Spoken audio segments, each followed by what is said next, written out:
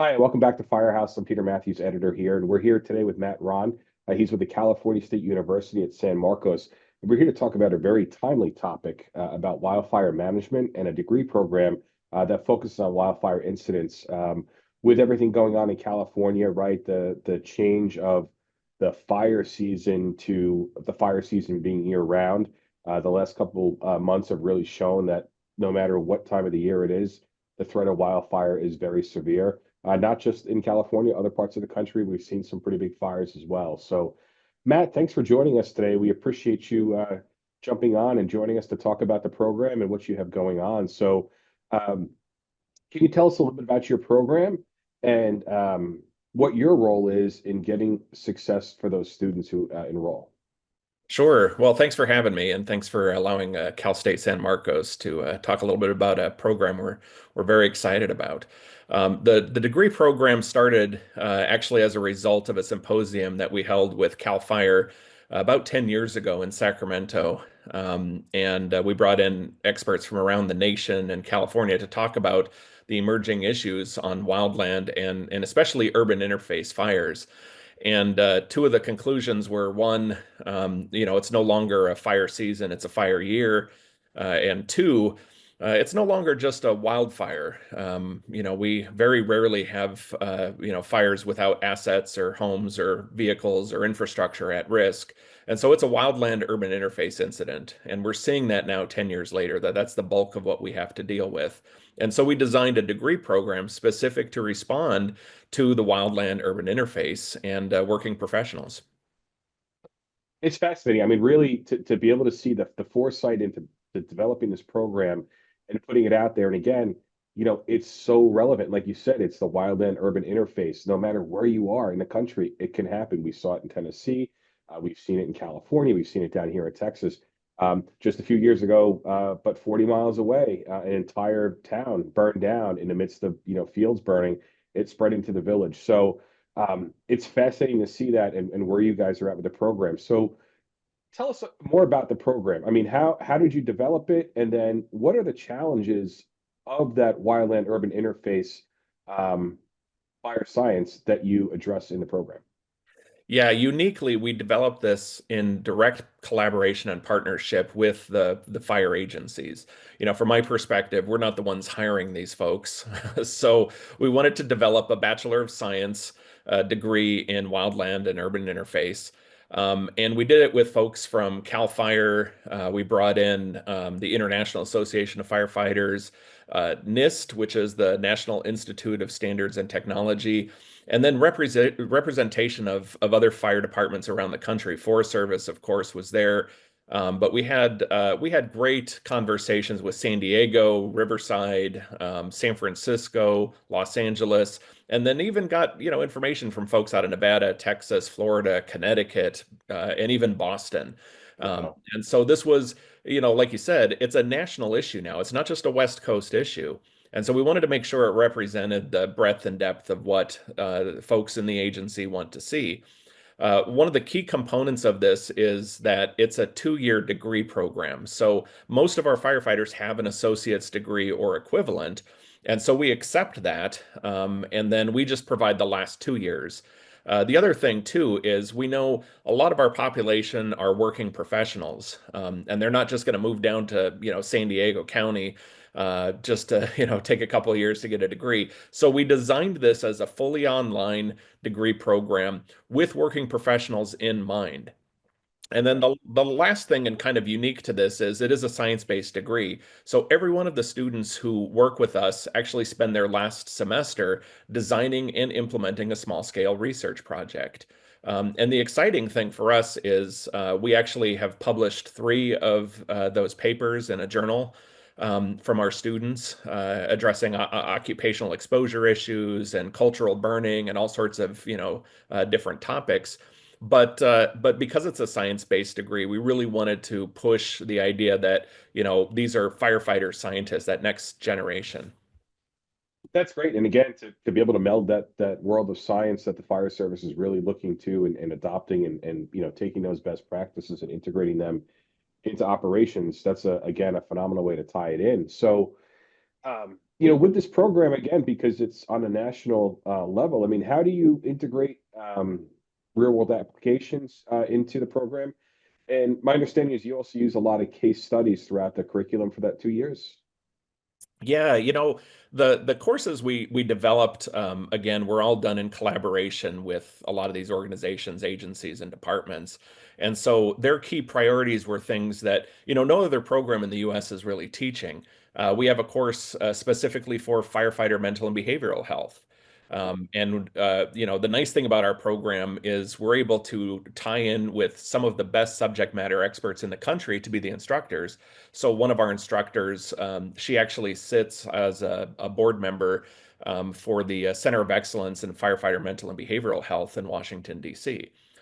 We've had, former Cal Fire employees with 30 plus years experience help teach health and safety courses. It's just been, this really unique opportunity to develop some of the great topics that are important to these firefighters and meet the demands of that new generation. Terrific. That's great. I mean, really tying that all in, bringing in those folks who are engaged in it, active in it. I think that adds a whole new element to the degree of education that they're going to get. So let's talk about the types of students you're looking for the program. What makes the ideal student, and what backgrounds are you looking for people to come from to put them through the program? Well, we originally thought this was going to be, sort of a California-centric program, but it turns out it's not. It's really a national issue, and so we've done a good job of increasing the number of states that can apply and enroll into the program. And the nice thing again, because it's all online, that makes it a lot easier. I thought we were going to focus mostly on wildland firefighters and folks that work with, those type of agencies like the Forest Service and Cal Fire. But as the urban interface problem has grown, we're getting folks from all sorts of large and small municipal departments. LA County has sent a ton of students through. We get, San Francisco, we get, folks out of Boise, Idaho. And so it's kind of an interesting mix of students. One of the things that surprised me the most, though, is it wasn't just firefighters that were enrolling in our program. Once this thing started to take off, we all of a sudden started getting utility companies sending their employees through the program for a second bachelor's degree often. We saw national parks and state parks employees. We saw planning departments out of cities and counties. And we even had a journalist actually go through the program because they wanted to specialize in reporting on wildfires. Interesting. Yeah, so it's been a really interesting population of students. And it's interesting that perspective. Again, the incidents are becoming so large scale that the number of resources that you need aren't just the fire departments or police. It really is across the board. Utilities, even at that local level, the government level.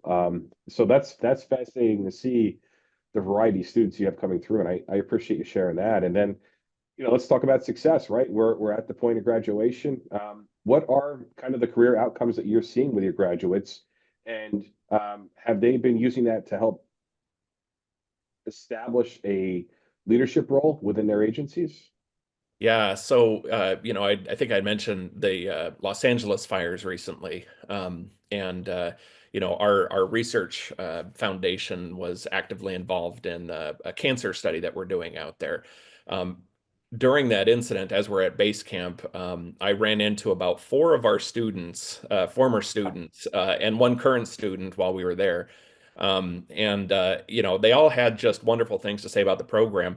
Everybody who's gone through the program has been able to use that to, improve their own careers. And so now they're battalion chiefs and working in specific areas of health and safety for the firefighters. The current student who's working for Cal Fire. She was pretty excited because it's opened up new opportunities for her, even within her own department today, to tackle some important questions and really provide a different level of service. Yeah. And it's good, again, outside the box of what the traditional fire service leadership programs are, because these are so large scale, but not only large scale, it's the duration, and I think that's a key element a lot of folks overlook when it comes to violent incidents is the duration. You need to have continuity throughout your command staff to understand where you're at, where you're going, and what's to be expected. So to be able to come in with this background, the faculty that you have, and then, again, utilizing those case studies to get you through to be able to manage one of these scenarios is just, it's fascinating. I really love it. And Yeah.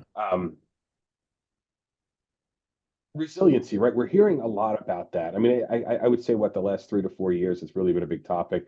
We're obviously hearing that a lot about the outcome of the fires in LA. But what is community resilience when it comes to violent incidents? And what role, again, does your program, but more importantly, your students, now that they've completed the program, take to the streets of their communities to help them become resilient to fires? Yeah, in our program, we spend quite a lot of time talking about resilience, and it goes from it's embedded in a lot of the coursework. Health and safety, as an example, we're providing a course specific to firefighter health and safety, but we enlarge that topic because firefighters are often the canary in the coal mine when it comes to occupational exposures. Those lessons, those things that we're teaching the students, translate out back to the general population as well.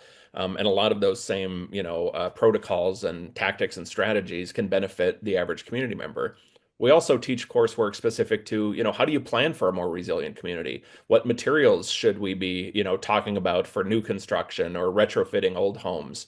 And then we offer coursework actually in wildfire law, and planning, and even in economics, because a lot of times these students will move into positions of decision-making authority. And so now they're advising cities on how to, plan new communities and build in, high risk areas. And so we're trying to give them the tools that they need, and the resources to be able to, better inform future development. That's great. Again, bringing it full circle, right? From the front end of it to the incident to itself, and hopefully preventing the incident in the meantime. So, Matt, I really appreciate you joining us today. For the folks who are watching, is there a link where they can get some more information, or a website that you suggest? Yeah, I would say take a look at it's csusm.edu and just do a quick search for wildfire, and it'll take you right to our degree program. Plenty of information out there, and of course, if you want to post my email address and phone number, I'm always happy to hear from folks directly. Doors always open. Yeah. All right, great. Again, thanks for joining us. We had Matt Ron today from California State University at San Marcos, talking about the new Wildfire program they've got going on, and really have a suggestion to go take a look at the website to see what they've got.